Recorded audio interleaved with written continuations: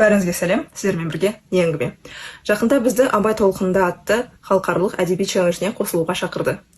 Бұл Абай атамыздың 180 жылдығына арналған жоба.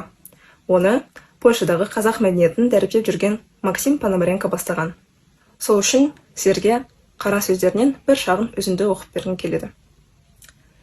Өнер алды қызыл тіл, ал сөз адам жанының айнасы. Ол арқылы ақыл да, жүрек те танылады. Тіл болса, елдің жаны. Тілін қадірлеген, халқын да қадірлеген. Сөздің бағасын білсен, бірлігін де артады. Бірлігін артса, ырысында молаяды.